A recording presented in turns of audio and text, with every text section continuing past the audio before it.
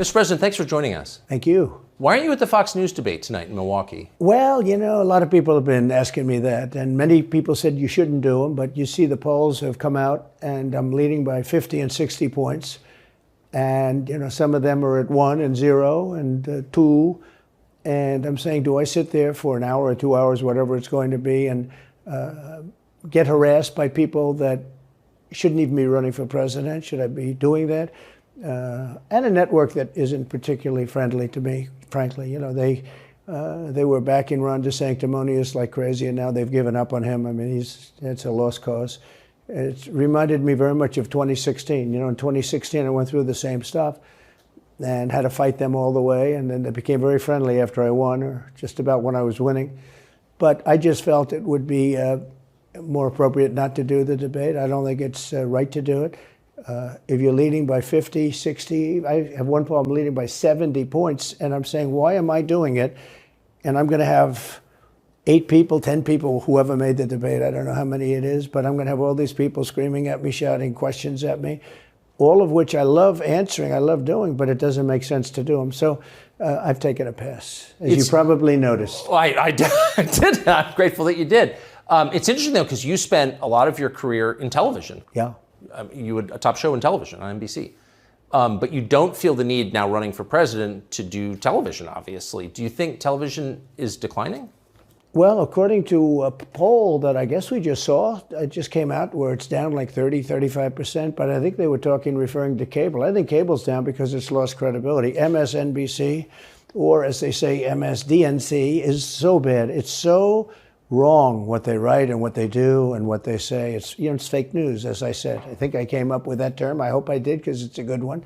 It's not tough enough anymore. It's corrupt news. You know, really what you do is call it corrupt news, but somehow that doesn't play as nicely. But it is corrupt news. So you have MSNBC and you have CNN, who's absolutely doing no ratings at all. I mean, they're dead.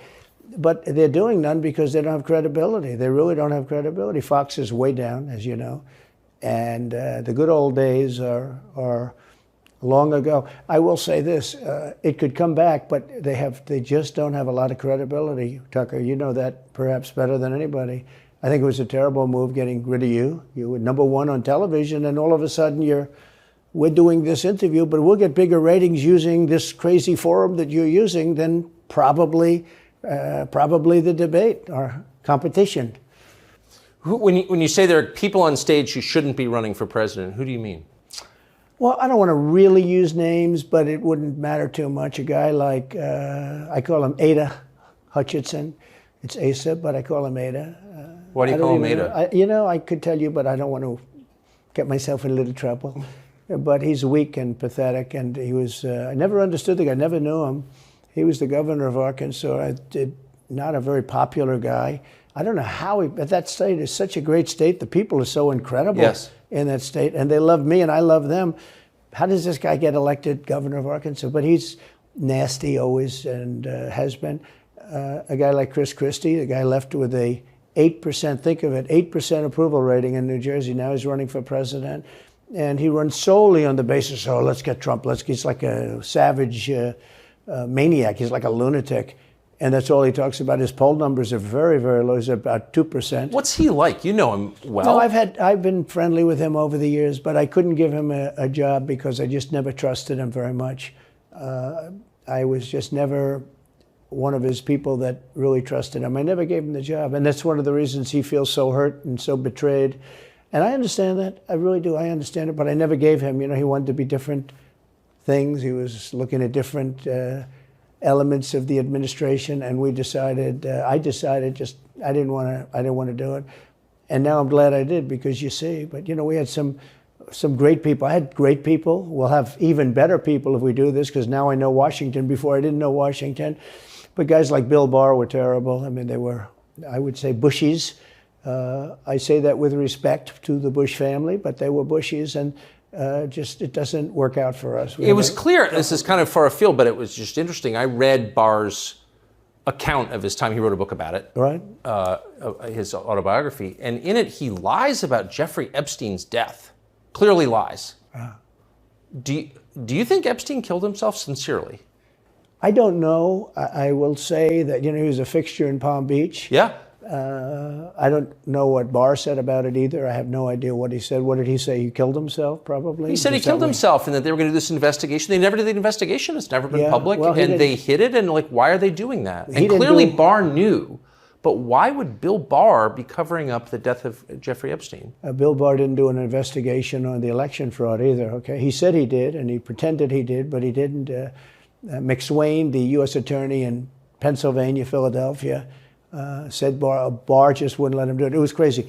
Barr became so petrified, so frightened of being impeached. They were going to impeach him. I don't know if you remember it. Yeah. It's not a big moment in history. But they said, we're going to impeach. They play a much rougher game, the left, the lunatics. And they were going to impeach Bill Barr, and he was petrified. Now, how do you not get impeached? Don't do any of this stuff. But he didn't do the job there. I don't know what he did with Epstein, but possibly he didn't. Do you think it's possible that Epstein was killed? Oh, sure, it's possible. I mean, I don't really believe. I think he probably committed suicide.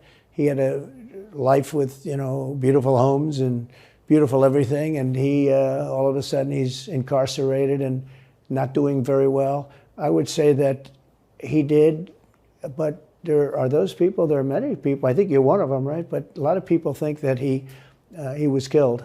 He knew a lot on a lot of people. He was killed. You think so? I think the closer you look, I'm not a conspiracy person at all. I believe everything I hear.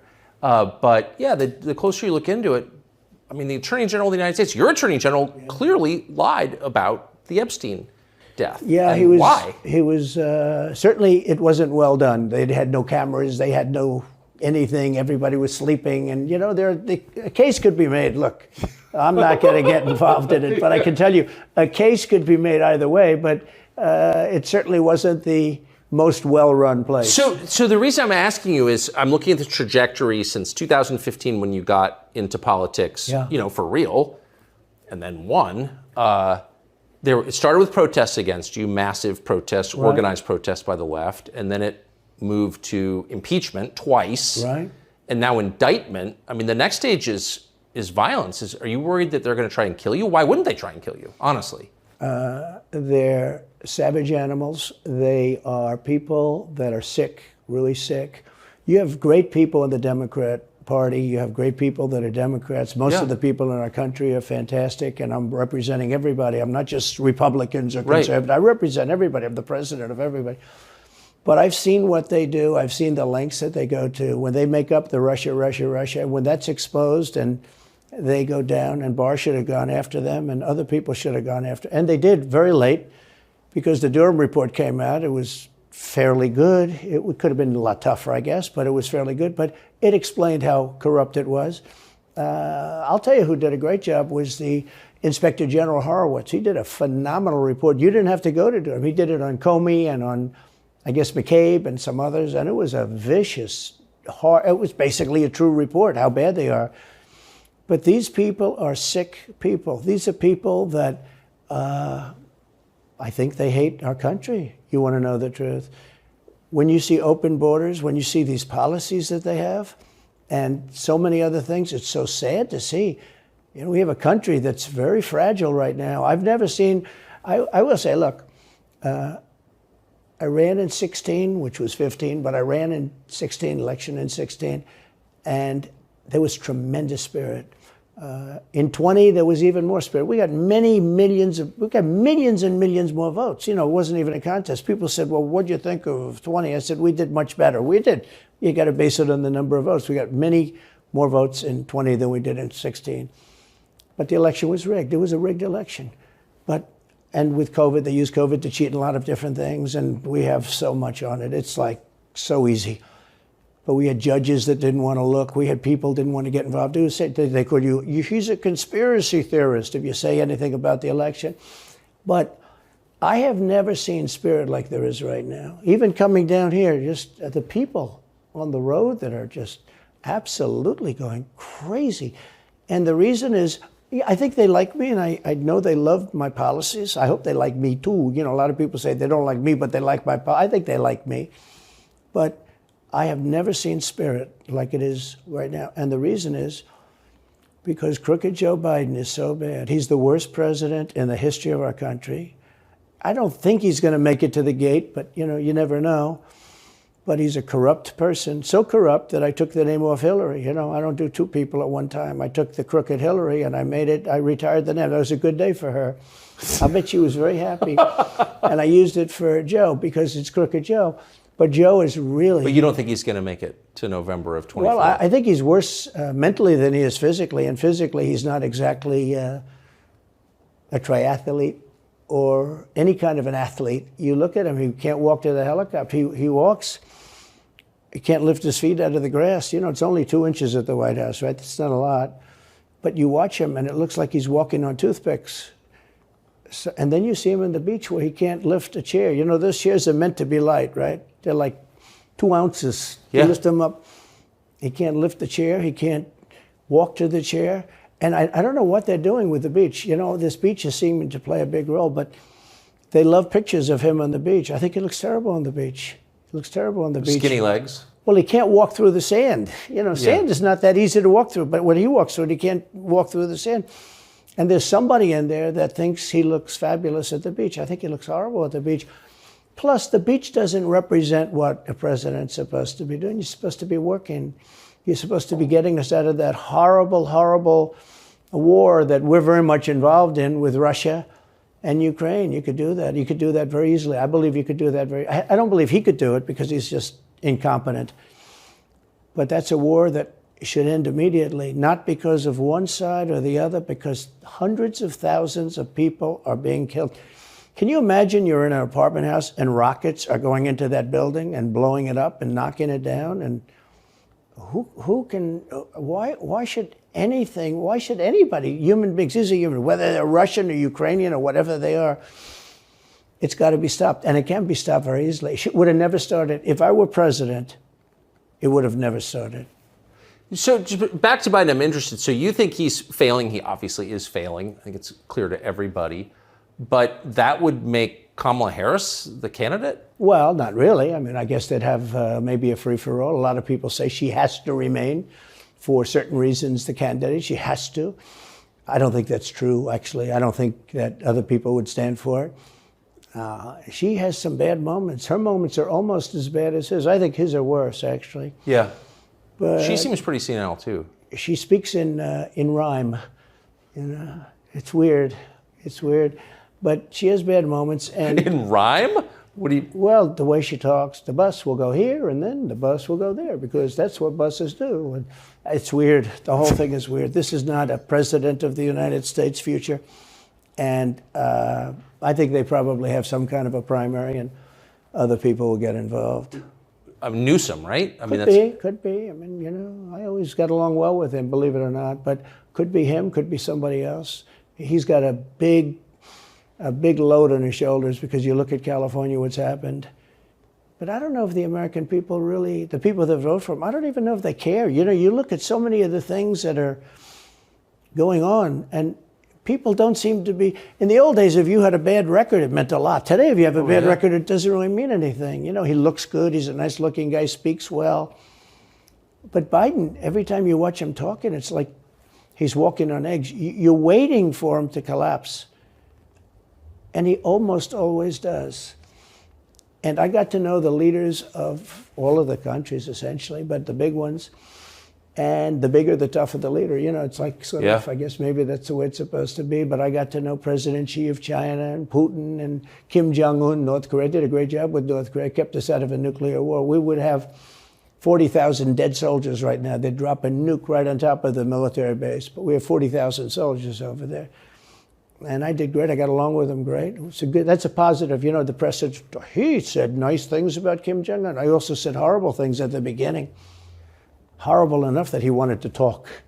And we talked and we met in Singapore. We met actually twice. And we had unbelievable meetings. I know him very well. We were in great shape with him.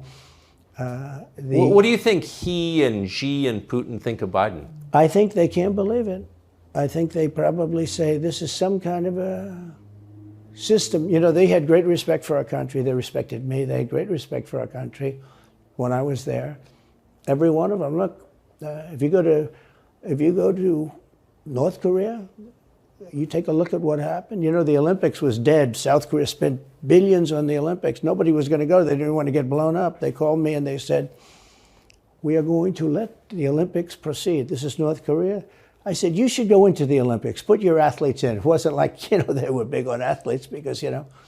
Famine. But they went in and they actually participated. And within about 2 days, the entire thing was sold out.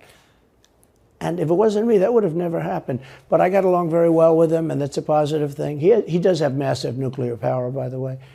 And if Hillary would have gotten in, or if the Obama thought process continued, it would have been a nuclear war, absolutely, with North Korea. He was expecting to go into a war, and it would have been a nuclear war. So do you think the rest of the world looks on at Biden and thinks someone else has got to be running the government? Well, somebody else has to be. I don't think he's capable of doing anything. Look, when I debated him, I said, how come, and this was in front of probably not a friend of yours, Chris Wallace. He was the moderator. Not a friend. I said, why is it? He wants to be Mike, but he doesn't have the talent. It's one of those bitchy little man. He wanted to be his father, but he didn't have the talent of his father was great. He's a little fussy man. His father interviewed me in 60 Minutes. It was actually a 10. Can you believe it? No, I totally believe his father had talent, at least. I may have been the only guy that he gave a good 60 Minutes to. He was rough. Really? His father was tough. He was great, though. He was great at what he did. But Chris Wallace was so upset. He was guarding this guy who wouldn't do a show, by the way. You know, he wouldn't do. I figured I didn't mind Chris Wallace because Biden wouldn't do a show. And it was very obvious. You know, he kept asking him and asking, but he wouldn't do the show. So I figured he's got to like me. But he came from a different planet. But remember when I asked the question, why is it that the mayor of Moscow's wife is allowed to give you $3.5 million? Don't forget, that was brought up now. It's brought up all the time. But that was brought up by me long before anyone ever heard of it. I said, the mayor of Moscow's wife giving you $3.5 million. What did you do to deserve $3.5 million? To Biden. And Chris Wallace said, this has nothing to do with the debate. I mean, he fought. He got in the way of the question. No, it was crazy. And I said, well, wait a minute. He got $3.5 million from the mayor of Moscow's wife. Now, people forget that, but if you go back and take a look, you will see. And Chris Wallace didn't want me to ask that question. I said, I think it's a very appropriate question. It turned out to be much more appropriate than people thought. Amazing. So do you have a preference in, assuming you're the Republican nominee and all goes as you plan it to go, do you have a preference in who you run against? In many ways, I'd love to run against him because his record's so bad. You know, it's still horrible when you look at inflation and everything else, but others also have very bad records. I mean, California's a bad record, so, you know, should it be Gavin or should it be somebody else? When I look at San Francisco, what's happened to that incredible city? That was one of the greatest cities in the world just a short while ago, and now it's very sad when you look at it. Los Angeles, every city practically, all the Democrat-run cities. You know, Republican-run cities are doing very nicely because they arrest people when you have crimes, and they don't go after political candidates because they think it's good. You know, I mean, it's like been amazing. My poll numbers are the highest I've ever had, but because people understand it. Can I just ask you, that gets back to my original question. So if the protest didn't work, you got elected anyway. Yeah. Impeachment didn't work twice, obviously. Indictment is not working. Your poll numbers go up. When they raided Mar-a-Lago in August of last year, your numbers went up. They can indict you 20 times and you're not gonna lose the Republican primary because of that. Well, so it makes it look even more ridiculous. I mean, the 4 indictments, and maybe there'll be more. I don't know. These people are crazy. But they're counterproductive. So if you chart it out, it's an escalation, is what I'm saying. Yeah. So what's next? After, try to put you in prison for the rest of your life, that's not working. So, don't they have to kill you now? I think the people of our country don't get enough credit for how smart they are. And I'm not sure I would have said this 10 years ago, but they get it.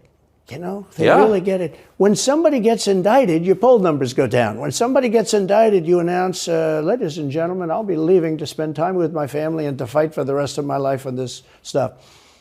But you're out of politics. I got indicted 4 times. All trivia, nonsense, bullshit. It's all bullshit. It's horrible when you look and you look at what they're doing. the boxes hoax. I'm covered by the Presidential Records Act. I'm allowed to do exactly that. He's not covered, and he's got 25 times the number of boxes, and he's got them stored in Chinatown. He's got them stored in a flimsy garage underneath his Corvette at Penn. And by the way, at Penn, he gets millions of dollars. China pays this guy millions of dollars. See, I think he's the most corrupt president we've ever had. And he also has the distinction of being the most incompetent. And I believe both. I mean, he's both incompetent and corrupt. So and who I is running the actually government? believe he's compromised because China knows so much about him. They know where the money comes from. They know where it is, who paid it, and they probably paid it.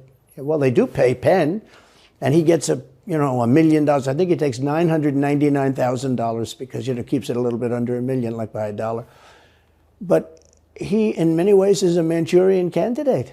We have a Manchurian candidate, and he's afraid to tell Russia to get out of Cuba. He's afraid to tell China to get out of Cuba. He's afraid. China now is building, think of this, China is building military installations in Cuba. The Cuban population of Miami is not too happy because they're never going to be able to go back.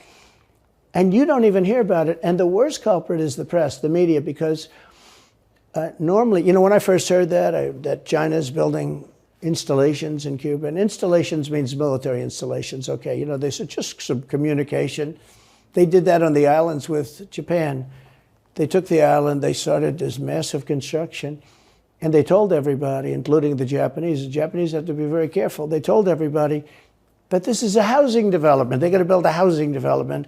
And I said, how come the runway is 20,000 feet long? Private jets need 4,000 feet. They don't need 20,000 feet. The big ones need 20,000 feet. They don't even need 20. And I looked at the runway. I said, that's the largest runway ever built, both in width and length, for housing development. There's nobody that has a plane that big that you would have a runway that's Why that's is for China testing. allowed to conduct imperialism in our hemisphere? Well, yeah, and it's far beyond Cuba. It's all over South America. Yeah, in the Caribbean. So we built a thing called the Panama Canal. We lost 35,000 people to the mosquito, malaria. Yeah. We lost 35,000 people building. We lost 35,000 people because of the mosquito. Vicious. They had to build under nets. It was one of the true great wonders of the world. As he said, one of the 9 wonders of the world. No, it was one of the 7. It happened a little while ago, It says 9 wonders of the world. You could make 9 wonders. He would have been better off if he stuck with the 9 and just said, yeah, I think it's 9.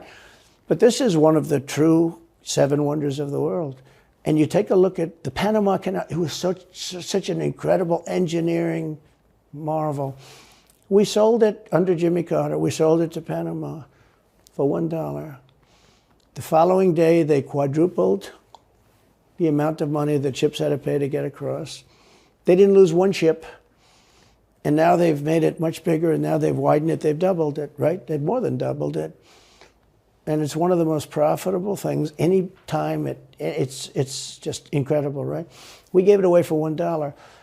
China now controls it. They actually control the Panama Canal. They run it, they control it. And we shouldn't let that happen. And we can't let China be in Cuba. And they'll get out. If I'm president, they'll get out. Because I had a very good relationship with President Xi, but he respected this country, he respected me. And he'll get out. And we can't let them run the Panama Canal. We built the Panama Canal. Should have never been given to Panama. We should have had it. But we gave it for $1. Think of it. They quadrupled. In one day, they lifted the fees, which are, pretty big, for these massive ships to go through, right? Rather than going around the Cape and through all the tremendous storms, such beauty, it's beautiful stuff. But you didn't want to get caught in those storms. Those were storms that wiped out the biggest ships. And we go through the Panama Canal, we built it, and we gave it away for $1. Think of that, how stupid are we? We have done the stupidest things in this country. And now we have a president that can't put 2 sentences together, can't speak, can't walk, can't talk. I don't think he gets to the starting gate, but these people do miracles. I mean, he ran out of his basement, and you got away with that one because of COVID, so he sort of got away with it. They cheated on the election. But you have people that are very smart, but they're fascists and they're radical left lunatics, and they're destroying our country with the all-electric cars and the windmills all over the place, which, by the way, don't work, and they're all, most of them made in China. For the most part, they're made in China. Germany a little bit, but China.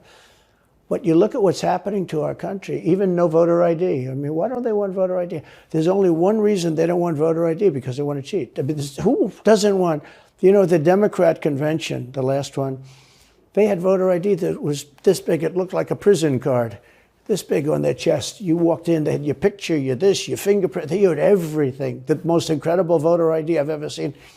That was to get into the Democrat National Convention. But to get in to vote, if you buy groceries, if you buy practically anything now, you have ID on a card, credit cards or otherwise. But don't you think it's racist to have to show your ID? Well, they probably say that. They use anything not to show ID, because voter ID is pretty simple. And we could go back, and we should go back to all paper ballots, voter ID, same-day voting. France did it. France had mail-in ballots, and it was terrible. Anytime you have mail-in ballots, you're going to have massive cheating on your elections. Anytime, but not just the presidential election. Anytime you have... Isn't that the whole point of them? Yeah. So you can cheat? Oh, yeah, sure. It's their whole point. That's their whole point. They want to cheat, yeah. They have to cheat, because their policies are so bad that if they didn't cheat, they couldn't get elected. Who wants open borders? Who wants high taxes? Who wants high interest rates? Who wants to not be able to use a gas stove? Or have to drive an electric car, which, you have a 4-hour drive, but the car only goes an hour and a half, so you have to charge it. The happiest moment for somebody in an electric car is the first 10 minutes. In other words, you get it charged, and now for 10 minutes. The unhappiest part is the next hour, because you're petrified that you're not going to be found to another charger. People, I'm saying, I'm not knocking electric cars, they're fine. They're fine. But if people want to buy a gasoline car or a hybrid, hybrids are pretty good, actually, but they should be allowed to buy. They don't want to do any of this. So right now, California's in a big brownout, because their grid is a disaster. The grid all over the country is sort of a disaster, but the grid in California. And yet, they want to have, in a very short period of time, millions and millions of cars going off that grid, essentially. It doesn't work. So plug your car into a grid that's failing. You should be able to buy an electric car. Electric cars could be fine if you drive short distances and you want to have, whatever, and you have plug-ins everywhere you go. They could be fine. But you got to have gasoline cars. You got to have everything. Let people buy everything. Now the new thing is your heating systems in the house. They don't want you to have a modern day heating system. They want you to use a heating system that will cost you at least $10,000 to buy and won't work very well. None of the stuff works as well. One of the things I did with EPA is you have states, many states, most of the states have so much water. It comes out of heaven, right? The water pours down and you have it. It's there. It's got to go wherever it goes, into the oceans, whatever. It's not like a big problem. Now, in some states, they have a problem. You have some desert areas and all, and for that, it's okay. But they have sinks where no water comes out. You turn it on, no water comes out. No water comes out of the shower. No water is allowed to go into the washing machine for your dishes or for your clothing or what. And I avoided all of that.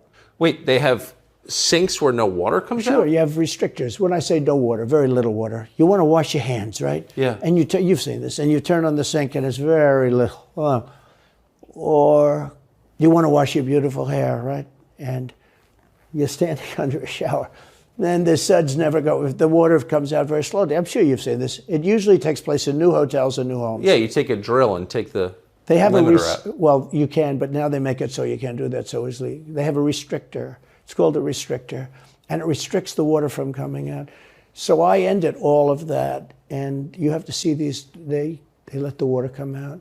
You know what people do? They wash their hands like 5 times longer, or in the washing machine, they'll press for their, let's say the dishwasher.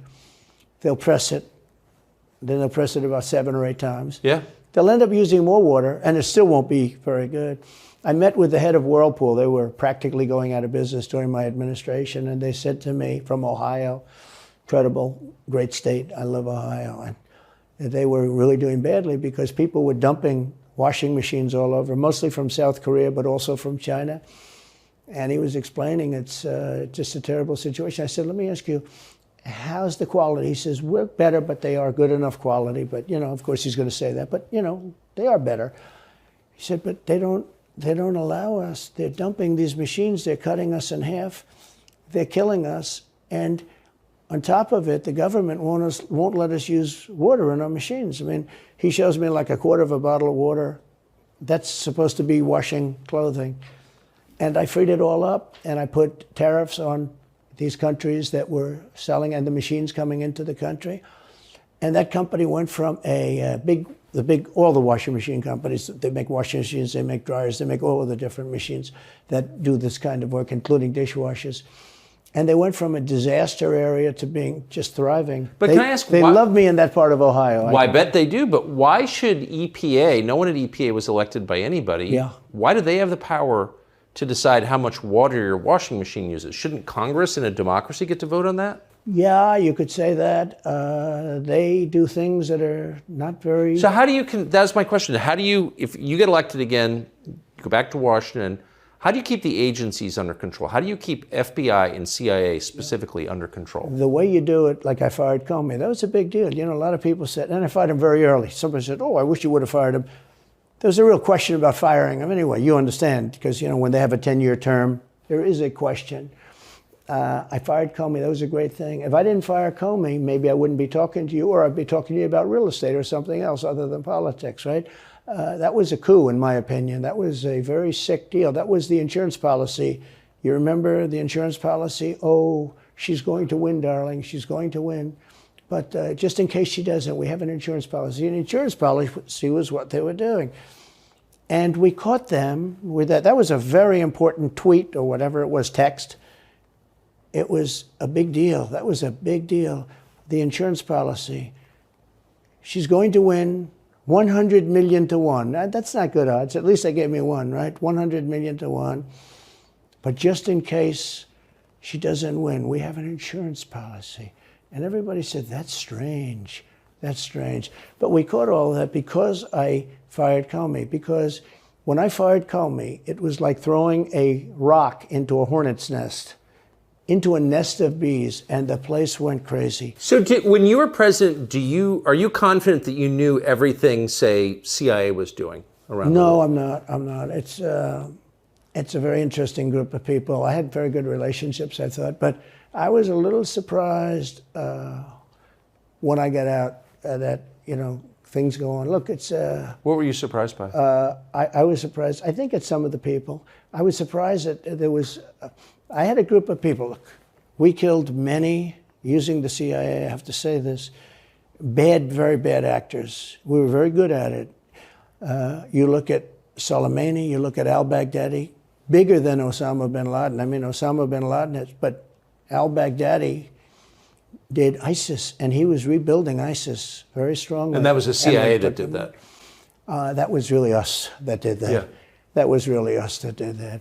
And Soleimani was us that did that, not so much CIA. But we did some very good work with the CIA. But I started, you know, when I looked at the 51 intelligence agents saying that that was the laptop from hell was Russia disinformation, when I took a look at that, I said, that's a horrible thing. They knew it wasn't. They knew it was not. And by the way, you're talking about cheating on the election?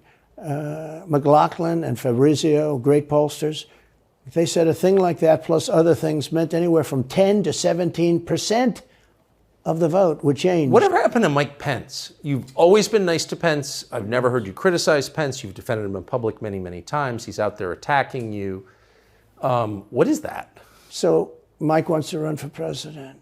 You got to understand, in my opinion, Mike Pence had the absolute right to send the votes back to the legislatures.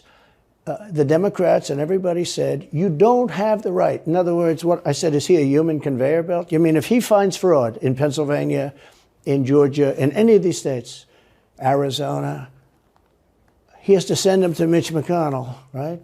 That's right, sir. Well, if he finds fraud, he has to? Yes, sir. I said, so he's a conveyor belt. Boom, put him in. I said, I don't agree with that. And we had some lawyers, not all, we had some lawyers that said, no, you do have the right to send them back to the legislatures to be rechecked. Because if you looked at what went on in Wisconsin, who, by the way, now agree with me, Wisconsin has been virtually, other than the fact they're not allowed to do anything statutorily, But Wisconsin has been, I mean, what they found is incredible. I mean, we won Wisconsin. But Mike Pence had the right, in my opinion, to send him back. Do you ever talk to him now? No, I haven't spoken to him in a long time. I was very disappointed in him. I didn't want to do what Thomas Jefferson did. Thomas Jefferson, it was Georgia. And it was, hear ye, hear ye, the great state of Georgia is not capable or allowed to tabulate their votes. And Thomas Jefferson, who was the vice president, said, is Georgia sure that they cannot tabulate their votes? Georgia is sure. He didn't send them back and have them redo it. He said, we will keep the votes of the great state of Georgia for Thomas Jefferson and his president. I didn't ask him for that. Could have done that too, but I didn't. I thought that would be turmoil. I asked him to send him back to his legislature, to the legislatures, you know, in Wisconsin, let's say. But why didn't he? I mean, you'd worked together for 4 years. You're the president. He's VP. You say you're aligned on everything. I think he got very bad advice. I really do. Now, let me tell you what happened. I sat there with a few people. I think his lawyer was in the room too. His lawyer was very much against it. There were other lawyers that felt you could do it. It was one of those things. I think you could have done it. I think you can always do something if you see fraud or if you see problems. But it's very interesting. So after the election was over, the rhinos got together with the Democrats and they redid the election, so you couldn't do it anymore. So then I called the people. I said, so in other words, you're saying I was right. You could do it. Yes, you could do it. In other words, they took the Voting Act and they redid it so the vice president no longer has the power to do what I said he could do. So when that happened, I said, wow. And you know, you'd look some of these Democrats in the eye and they'd say, he has absolutely no right to do it. And immediately after the election, they met rhinos, could name them all, and Democrats, and they approved legislation that takes away the right of the vice president to do it. So I said, so you're saying I was right. The vice president did have the right to do it, and they said, yes, he did. So if you're saying they stole it from you last time, why wouldn't they do the same this time? Oh, well, they'll try. They're going to be trying, yeah. And not only me, you know. Look, DeSantis is out. I think he's gone. So he was at a level. People have figured him out. He's gone. But if somebody else got in, other than me, they'll go at him just as viciously as they did me. These people are sick. They will go after them. And a lot of people say they won't be able to hold up. I do get credit for holding up quite well, I must tell you. I think it's... How do you do that? How do you get indicted, you know, every week and stay cheerful? I think it's a lot easier because I'm so high in the polls, because it means the people get it. The people see it's a fraud. The people see it. Like this horrible district attorney from just a little while ago, from essentially Atlanta, it's Fulton County. She said, basically, I don't have any right to challenge an election. Well, what about Stacey Abrams? What about Hillary Clinton? What about all of these Democrats that are still challenging my election? The same people that are saying he's challenging an election challenged my election. And they did it with slates. They did it with all sorts of things. They were very bad about it.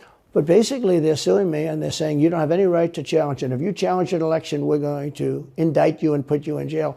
So what they're doing is they've weaponized, and don't kid yourself, the DOJ and Biden and the whole group, they're watching all of this stuff. They love the local stuff. You know, the DA in Manhattan.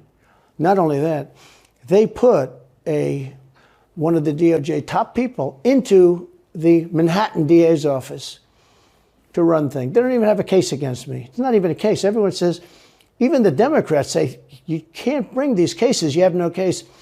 The Attorney General or the District Attorney, Fannie Willis, in Atlanta, she's getting killed. Basically, she's saying Trump doesn't have the right to criticize an election. But you've been around long enough now. You've seen many elections criticized. I mean, Hillary Clinton goes crazy. Every time she talks, she says, he's not the president. Jimmy Carter said, he's not the president. Well, I am the president. Hillary Clinton called me, by the way, at 3:02 in the morning. to congratulate me the night of the election. Did her voice crack? Well, her voice was, it's very different, I will say. I won't get into that. But what do you mean? Her voice was very different. Don't forget, they were all celebrating at 5 o'clock in the afternoon. And I came home and I said, I think we won. I felt we won because the rallies are so big. We'd go to Wisconsin and we'd go to Georgia. We'd go to different states. In Michigan, we'd have rallies. In Pennsylvania, we had 58,000 people in Butler. And I said, how are we losing this? How do you have a rally where you have from 50 to 100,000 people, many of them? I did 7 a day for a couple of days. That's a lot. That's a lot. These are big rallies, too. And I didn't hold back. I didn't say, let's make them let's do abbreviations, right? But they challenged the stuff. Yeah. Hillary called me up and conceded.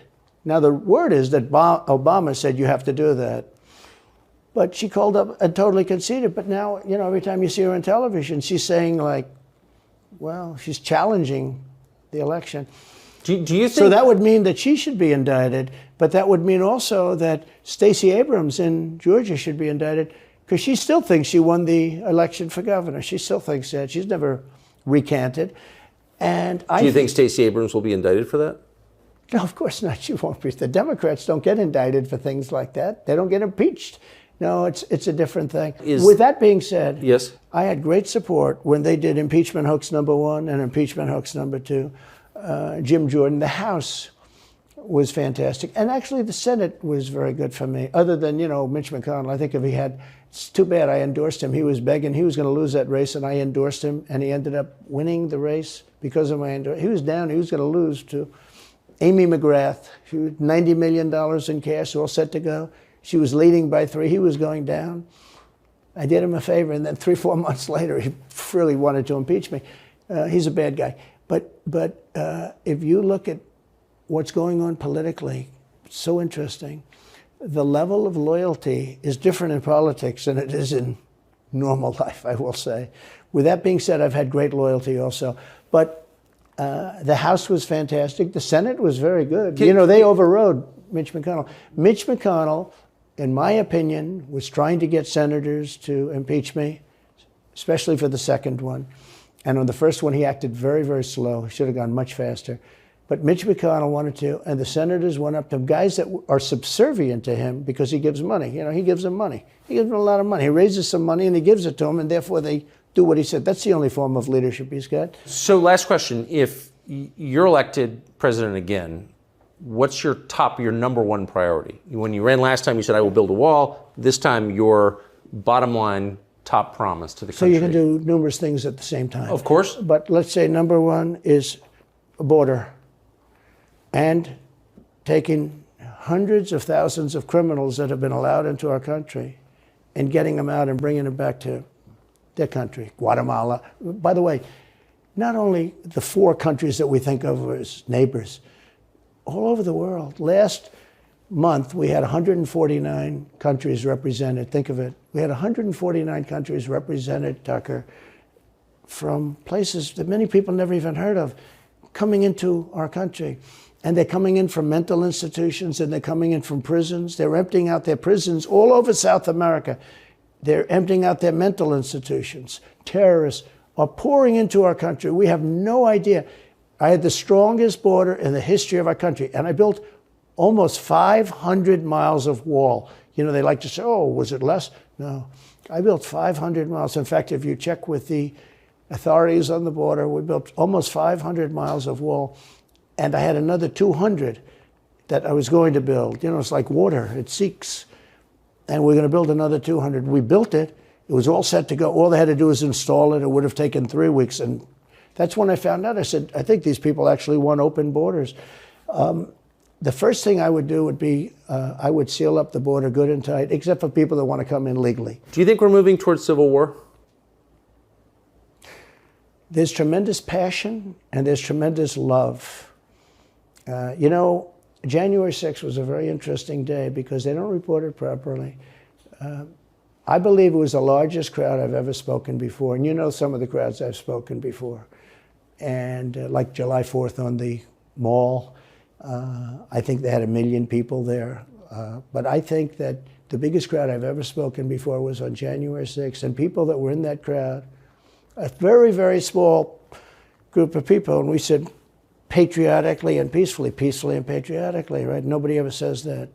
Go peacefully and patriotically.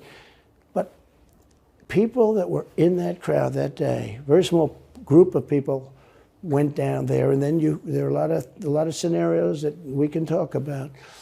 But people in that crowd said it was the most beautiful day they've ever experienced. There was love in that crowd. There was love and unity. I have never seen such spirit and such passion and such love. And I've also never seen simultaneously and from the same people such hatred of what they've done to our country. So do you think it's possible that there's open conflict? We seem to be moving towards something. I don't know, because I don't know what it, I can say this. There's a level of passion that I've never seen. There's a level of hatred that I've never seen, and that's probably a bad combination. Donald Trump, thank you. Thank you very much. Very much. Thank you. That is a bad combination, by the way. Bad combination.